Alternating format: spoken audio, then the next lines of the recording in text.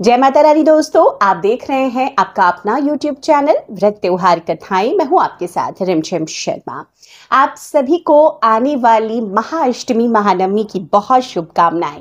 दोस्तों देखिए, पूरे शारदीय नवरात्रों में वैसे तो हम पूरे 9 दिनों तक माँ के हर स्वरूप की पूजा उपासना करते हैं, लेकिन जो अष्टमी और नवमी की तिथि होती है ना, वो और विशेष हो जाती है। अष्टमी के दिन माता के हम महागौरी स्वरूप की पूजा करते हैं और नवमी के दिन माँ के सिद्धिदात्री स्वरूप की पूजा करते हैं। और दोस्तों, इन्हीं 2 दिनों में जो लोग कन्या पूजन करते हैं, हवन करते हैं, अपनी कन्या पूजन और हवन की विधि को, विधान को संपन्न करते हैं। देखिए, इस बार शारदीय नवरात्रि 9 दिन ना होकर पूरे 10 दिनों के हैं, तो ऐसे में असमंजस की स्थिति है। कौन से 2 नवरात्रों के दिन माँ के एक स्वरूप की पूजा होगी और अष्टमी किस दिन मनाई जाएगी, नवमी तिथि कब से कब तक है, तो कन्या पूजन हमें कब करना चाहिए, हवन कब करना चाहिए, तो ये सभी कंफ्यूजन जो है, सभी जरूरी जानकारी अष्टमी और नवमी तिथि से जुड़ी हुई इस वीडियो में आपको मिलने जा रही है। तो वीडियो को अंत तक देख लीजिए, समझ लीजिए कि आपको कन्या पूजन किस दिन करना है और क्यों करना है। वीडियो पसंद आए तो लाइक कीजिएगा, ज्यादा से ज्यादा लोगों तक शेयर कर दीजिए ताकि वो भी इसका लाभ उठाएं। देखिए, नवरात्रि हम सभी जानते हैं कि पूरे 9 दिनों का महत्व होता है और इस बार की नवरात्रि बेहद खास है, बेहद शुभ है। 22 सितंबर से नवरात्रि शुरू हुए हैं, जो कि 2 अक्टूबर तक रहेंगे। दशमी की तिथि 2 अक्टूबर को है। पूरे 10 दिनों में माँ के पूरे विधि विधान के साथ हम पूजा आराधना कर रहे हैं। अब कन्या पूजन का विधान होता है। कन्या पूजन ऐसा माना जाता है, हमारे शास्त्रों में वर्णित है कि जब तक नवरात्रि के आखिर दिन में हम कन्याओं को नहीं पूजते, माँ दुर्गा के 9 स्वरूपों की पूजा नहीं करते, तब तक इस व्रत को पूर्ण नहीं माना जाता है। तो इसके लिए देखिए, हम जो अष्टमी की तिथि में जो लोग करते हैं कन्या पूजन या नवमी की तिथि करते हैं, वो कन्याओं को घर पर आमंत्रित करते हैं माँ स्वरूपा और विधान के साथ में उनका पूजन करते हैं और अपने इस व्रत को संपन्न करते हैं।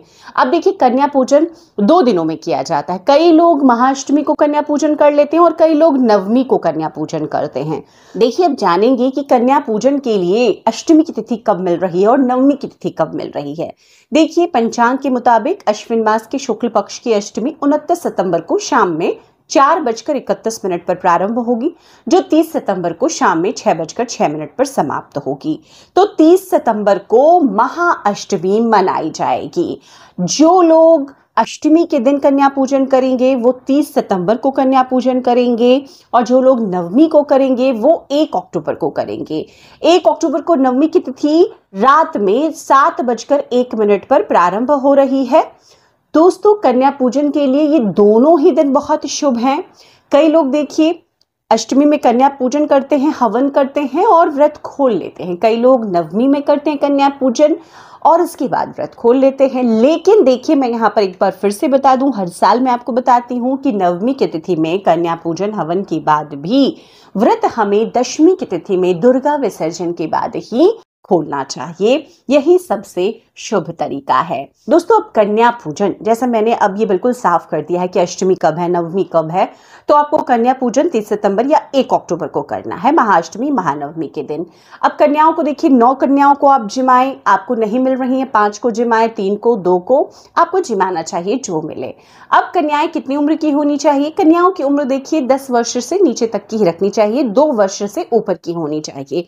बहुत छोटी बच्चियां जो होती है 6, 7, 8 महीने की या 1 साल की, उन्हें नहीं जिमाना चाहिए, 2 वर्ष से ऊपर की। अब कन्या पूजन के दिन हमें एक दिन पहले ही निमंत्रण देना होता है घर जाकर कन्याओं को। कन्याएं जब आती हैं तो पूरे विधान के साथ उनका पूजन करना होता है। कन्या पूजन विधि मैं अलग से आपके साथ शेयर करूंगी। अभी मैं आपको बता देती हूँ कि अष्टमी के दिन कन्या पूजन आप कर रहे हैं तो शुभ मुहूर्त क्या आपको मिलेगा। देखिए, सुबह में 5:01 से लेकर सुबह में 6:13 तक ये एक मुहूर्त मिल रहा है। दूसरा 10:41 से दोपहर के 12:11 तक और तीसरा अभिजीत मुहूर्त में भी आप कर सकते हैं, जो कि 11:47 से दोपहर के 12:35 तक है। तो ये तीनों मुहूर्त हैं जिसमें आप पूजन कर सकते हैं।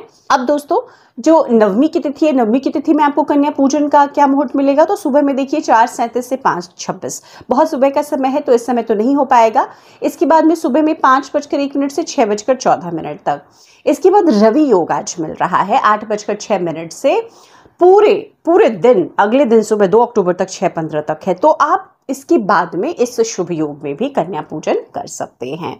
तो कन्या पूजन के लिए ये सभी जो किस दिन करना है उससे जुड़ी हुई सभी जानकारियां हैं। कन्या पूजन किस तरीके से करना चाहिए ये भी मैं आपको बताऊंगी, और क्या सावधानियां रखनी चाहिए, कन्याओं को भोजन स्वरूप उपहार स्वरूप हमें क्या देना चाहिए जिससे माँ दुर्गा माँ भवानी की कृपा हम पर बनी रहे। ये सभी जानकारियां आपको अलग वीडियो में मिलेगी, तो उन वीडियोस को भी जरूर देखिए। देखिए, नवरात्रि पर सारे वीडियोस मैं आपके साथ शेयर कर रही हूँ। वीडियोस पसंद आए तो लाइक कीजिएगा।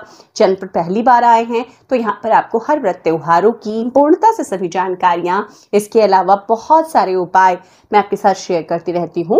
उन वीडियोस को भी देखते रहिए। नोटिफिकेशन के लिए बेल बटन जरूर प्रेस कर लीजिए ताकि सही समय पर आने वाले सभी वीडियोस की नोटिफिकेशन आपको प्राप्त होती रहे। जय माता रानी, हर हर महादेव।